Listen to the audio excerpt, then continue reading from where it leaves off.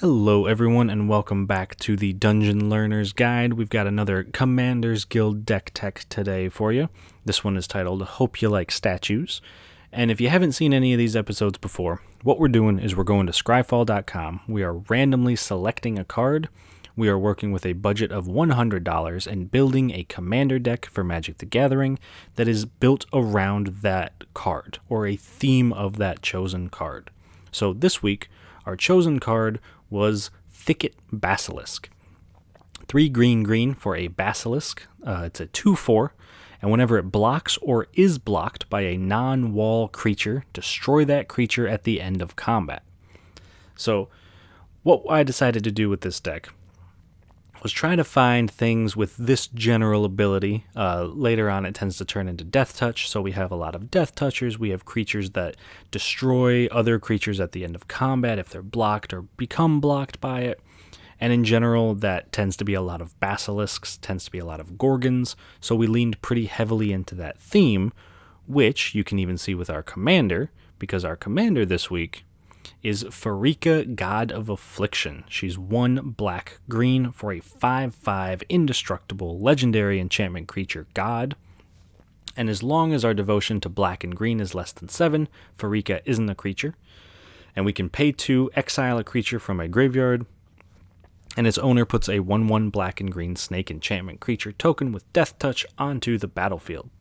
Now, that ability isn't super useful for our deck. It's not going to be very relevant. But it does make death touchers, which is good. It's nice to have those around. She's honestly in here because she is a Gorgon, so she kind of fits the theme a little bit, and the death touch, like I mentioned, doesn't hurt. But in terms of the deck itself, we have a couple of major themes. The first theme that we went into pretty hard, we've mentioned already, are basilisks. Stone Tongue Basilisk here is a good example. It's a 7 mana 4/5 Basilisk that whenever it deals combat damage to a creature, we destroy that creature at the end of combat. And if we have Threshold, all creatures able to block Stone Tongue Basilisk do so. So it's a good way to just have a one-sided board wipe, kill a bunch of our opponent's creatures, kind of get them out of the way for us, and then hopefully follow it up with something bigger, or maybe we use Stone Tongue Basilisk to draw all of the blockers out so we can hit our opponent with the rest of our creatures. Now, the next major theme is very similar to basilisks, but it's gorgons. So, in this case, we have Masked Gorgon. It's a 5 mana 5/5 that says green and white creatures have protection from gorgons, but if we have Threshold, Masked Gorgon has protection from green and from white. So, it's a little bit weird. It's not super useful, but it could be sometimes. And what this is actually going to do for us, though, with our Gorgons, with our Basilisks, is it involves a lot of death touch. It involves a lot of killing creatures during combat. So our goal is to try to suit these creatures up, make them big threats that our opponents kind of have to block and have to throw their creatures in front of, or risk losing tons of life. And our third theme is death touch. So to go along with the basilisks, to go along with the gorgons, we have a bunch of death touchers. And because of who she is as a planeswalker, Vraska shows up quite a bit. I think we have almost every Vraska planeswalker card in this deck. Honestly, we might have all of them because a lot of them deal with if our creatures deal damage to our opponents, they lose the game, or we get some benefit from our creatures hitting our opponents. So it becomes a win-win situation. Either our opponents block our creatures and we kill their creatures, maybe get some other benefits from it, or we hit our opponents and potentially cause them to lose the game, or in some cases just get some benefit like Vraska Swarm's Eminence would give us +1/+1 counters. Now, to go along with our themes, we do have a couple of key cards that show up at a couple of points in this deck.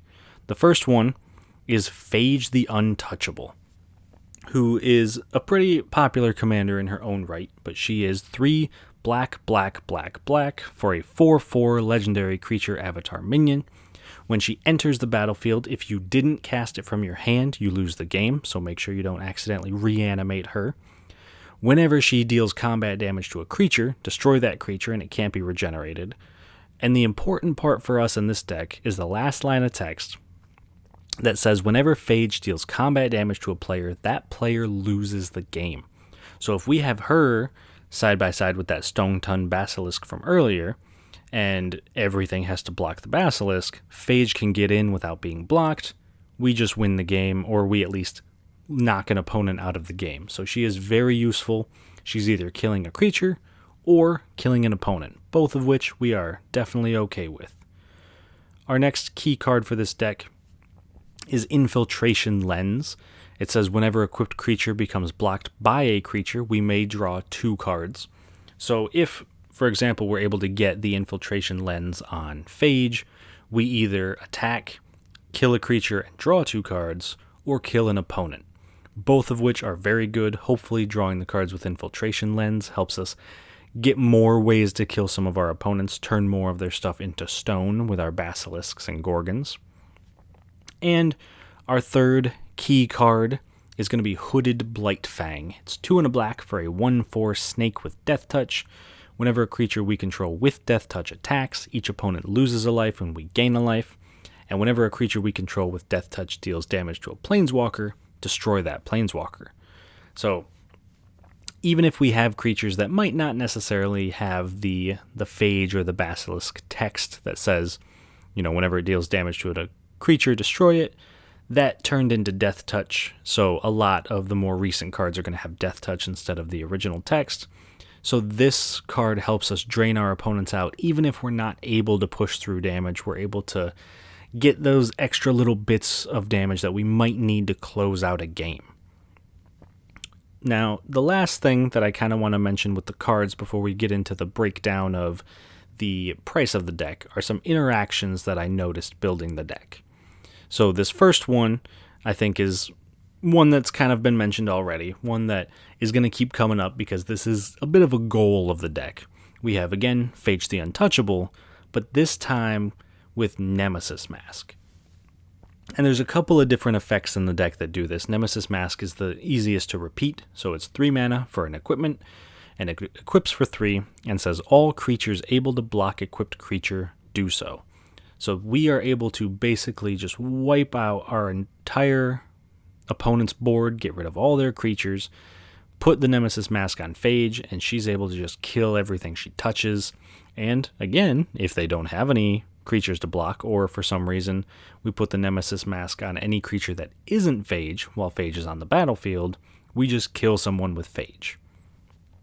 The next cool interaction that we kind of found looking through this was Finn the Fang Bearer and Archetype of Finality.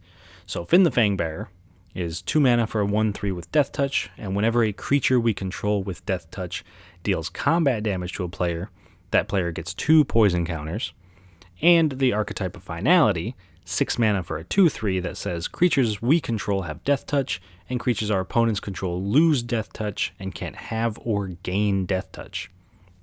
So all we need are 5 creatures with Finn and Archetype of Finality. These 2 can be included in the 5 creatures, and we just kill one of our opponents.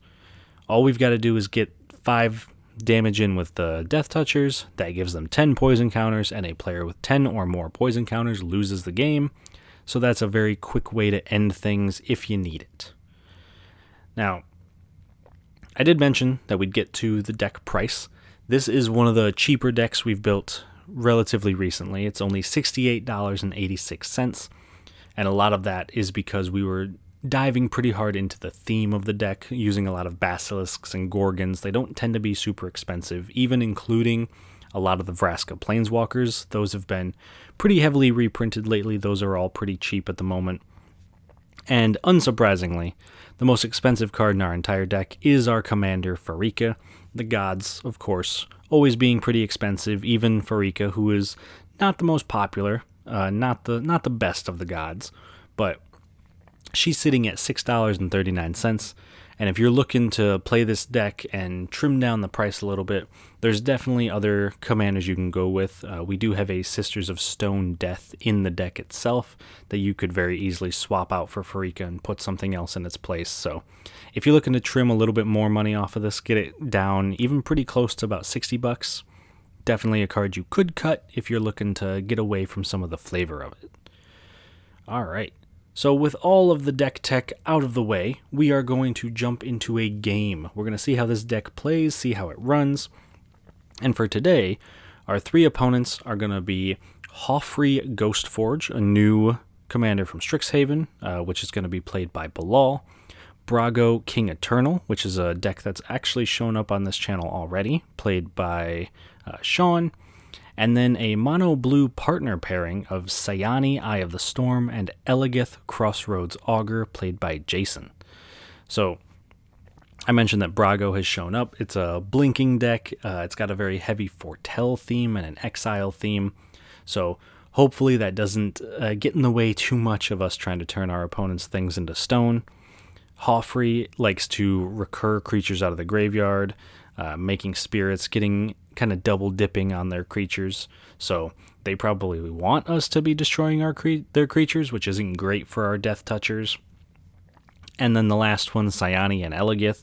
I know Jason has a bit of a thing for Elegith, and Elegith has proven to be a very strong commander in the past, turning scry into card draw, and our deck isn't great at drawing cards, so hopefully we don't fall too behind on that one. But we are going to jump into that game, and hopefully it goes well. And I hope you guys enjoy it, and I will see you guys after we wrap up.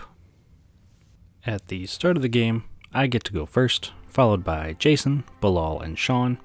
But before the game starts, Jason reveals a Sphinx of Foresight from his hand, allowing him to scry 3 on his first upkeep. I then play a Thriving Moor, naming green, so it taps for both of my colors. Jason scries 3 in his upkeep, thanks to the Sphinx of Foresight, and then plays an island, and casts a Soul Ring. Bilal plays an Alpine Meadow. Shawn plays a Tranquil Cove, gaining a life. I play a Command Tower, and then cast Rampant Growth, putting a swamp to play. Jason plays an island, and then he casts Cloudfin Raptor, before casting a Siren Storm Tamer, evolving the Cloudfin Raptor, and putting a +1/+1 counter on it. Bilal plays a Plains, and casts Prismatic Lens. Shawn plays a Plains, and foretells a card. I cast Infiltration Lens, and then cast Deathcap Cultivator, missing my 4th land drop. Jason casts Sayani, evolving the Cloudfin Raptor, and attacks Shawn for 1, passing, and also missing his 3rd land drop. Bilal plays a Mountain. Shawn plays a Plains, and then casts a Hero of Bredagard. I cast a Morph, and then I equip the Morph with Infiltration Lens. Jason casts a Sphinx of Foresight, evolving the Cloudfin Raptor, and then attacks me and Bilal for 3 each, scrying 2 with Sayani.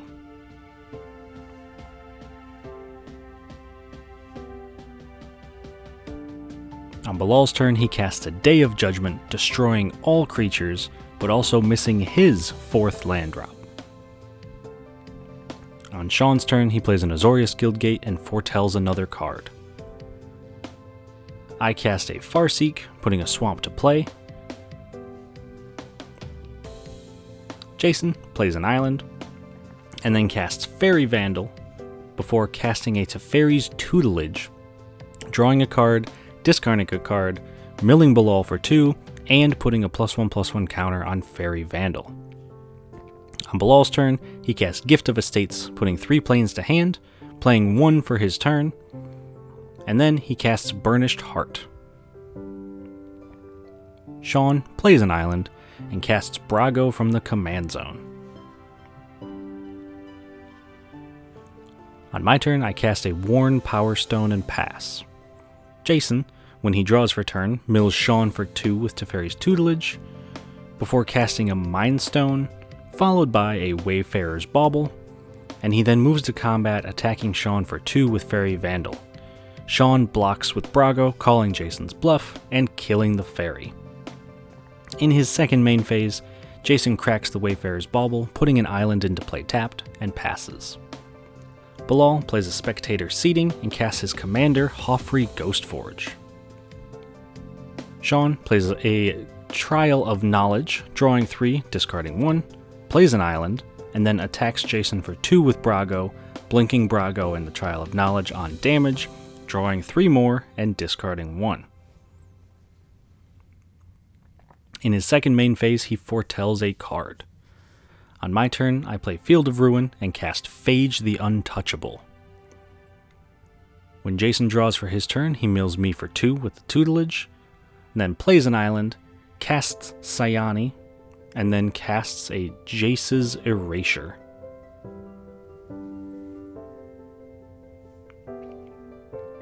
On Bilal's turn, he plays a Plains. On Shawn's turn, he casts Return to Dust, exiling Jace's Erasure and Teferi's tutelage, before moving to combat and attacking me for 2 with Brago. On damage, he exiles Brago and the Trial of Knowledge, returning them to the battlefield, drawing 3 and discarding 1. On my turn, I play a Forest and equip Infiltration Lens to Phage. I attack Bilal for 4 with Phage, and he blocks with his Burnished Heart, drawing me 2 cards thanks to Infiltration Lens, and he then sacrifices the heart to put 2 lands into play and makes a token copy of the Burnished Heart thanks to Joffrey's ability. In my second main phase, I cast Golgari Locket and Masked Gorgon. On Jason's turn, he casts Elegith, Crossroads Augur, before attacking me for 3, scrying 1 with Sayani, but replacing that scry with a draw 1 from Elegith. In his end step, Bilal sacrifices the Burnished Heart to get 2 more lands to play. On his turn, he casts Tormenting Voice, discarding a card, drawing 2, playing a Plains, casting Gisela the Broken Blade, and casting Avarice Amulet. On Shawn's turn, he casts Ghostly Prison, followed by a Marble Diamond, and then he attacks me for 2 with Brago, blinking Brago and the Trial of Knowledge on damage, drawing 3 and discarding 1. On my turn, I attack Shawn for 4 with Phage, paying 2 for the Ghostly Prison. He blocks with Brago, drawing me 2 cards, and before the damage, casts Cosmic Intervention to return Brago to play when he dies. In my second main phase, I cast Zathrid Gorgon. On Jason's turn, he plays an island, and then attacks Shawn for 5 with Elegith, paying 2 for Ghostly Prison, and me for 3 with Sayani. He then draws 2 thanks to Elegith and Sayani, and in his second main phase, decides to cast a Muldrifter, drawing an additional 2.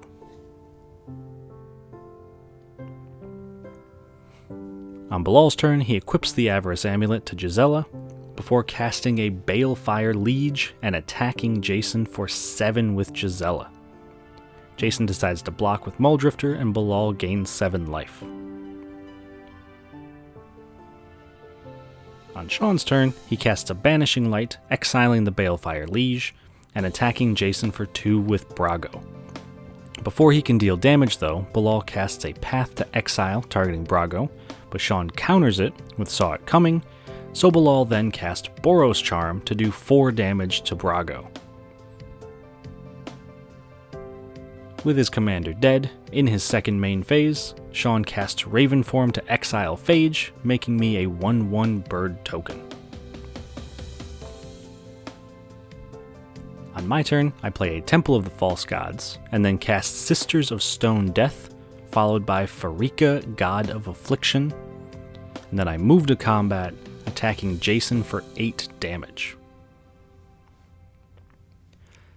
On Jason's turn, he plays an island, and then casts a Kefnet's Monument.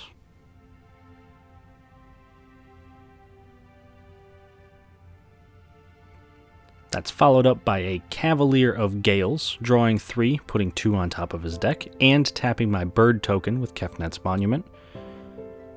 And he then moves to combat, attacking Shawn for 5, paying 2 for Ghostly Prison, and attacking me for 3, drawing 2 cards on attacks.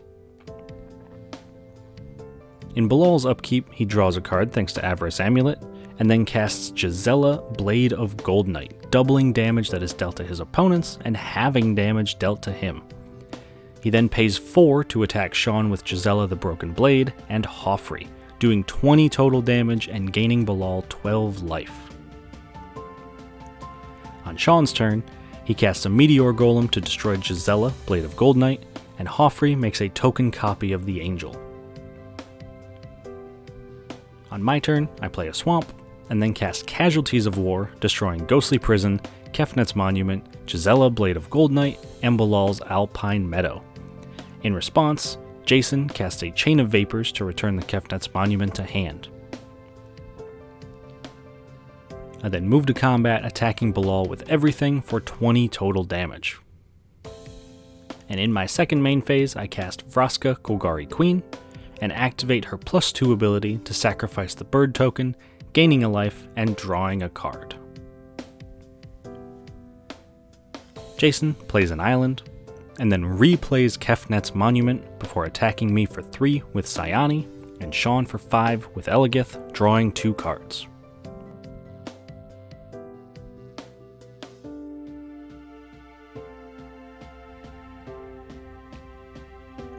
In his upkeep, Bilal draws a card thanks to Avarice Amulet, casts Emeria Shepherd, and then plays a mountain, returning Gisela, the Blade of Gold Knight, to his hand. He then casts Angelic Field Marshal, giving his team Vigilance, before moving to combat and attacking me for 4 with Joffrey, and Shawn for 6 with Gisela the Broken Blade, killing Shawn and gaining Bilal 6 life. On my turn, I cast a Soul Ring, and activate Vraska's +2, sacrificing Field of Ruin, drawing a card, gaining a life, and I then attack Bilal for 15 with my creatures. In my second main phase, I cast Cultivate, searching for 2 lands, putting 1 into play and 1 to hand, and I then play the Swamp that I got for turn, and at the end of my turn, Jason flashes in Teferi, Mage of Zalfir, tapping Gisela with the Kefnet's Monument, and then cast Thieving Skydiver, tapping Angelic Field Marshal and stealing my Soul Ring. On his turn, he casts Kaiga the Tidestar, tapping Emeria Shepherd, and attacks Bilal for 15 with all of his flyers, drawing 4 cards.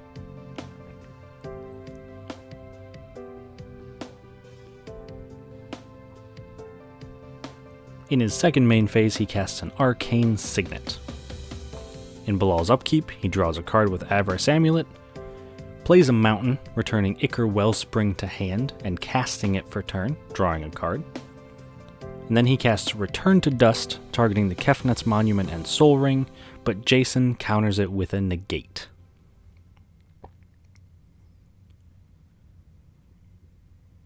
Bilal then casts Gisela, Blade of Gold Knight, following it up with a Boros Signet and a Mind Stone. At the end of his turn, I exile a card from my graveyard with Pharika to make a snake, and Jason casts High Tide and then Stormwing Entity, drawing 2 and tapping the Sisters of Stone Death, and then casts Atempsis All-Seeing, tapping Zathrid Gorgon. Still at the end of Bilal's turn, I decide to sacrifice my Golgari Locket to draw 2 cards. On my turn, I play a Temple of Malady, scrying 1 to the bottom, activate Vraska's +2, sacrificing Infiltration Lens to draw a card and gain a life. I then cast a Mind Stone and sacrifice it to draw a card.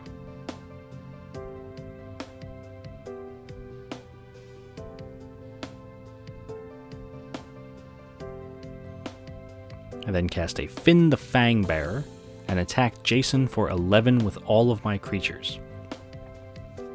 He blocks the snake with Kaiga, killing it and gaining control of Bilal's Gisela, Blade of Gold Knight. This allows him to swing out on his turn, killing both Bilal and I with double damage, winning Jason the game. Alright, so that was a pretty fun game. We didn't quite get the win. We came close. We were definitely dealing tons of damage at the end there with our Gorgons and our Basilisks. Well, not really any Basilisks, but they're in there. I do want to point out, though, that I did make a mistake playing through this game. I mistakenly read that the Masked Gorgon gave all Gorgons protection from green and white if I had Threshold. It does not. It only gives itself protection. So I definitely should not have been able to sneak in some extra damage against Bilal. It didn't technically matter in the end since Jason was the one who won the game and I didn't do any extra damage to him. But something to keep in mind for the future. Something I can tuck away if I ever play a Masked Gorgon again. But I hope you guys enjoyed the game. Hope it was a good time for you. And if you have any suggestions for any future videos, if you want to suggest cards that we can make decks out of, we've done that in the past as well. I would be more than happy to hear it.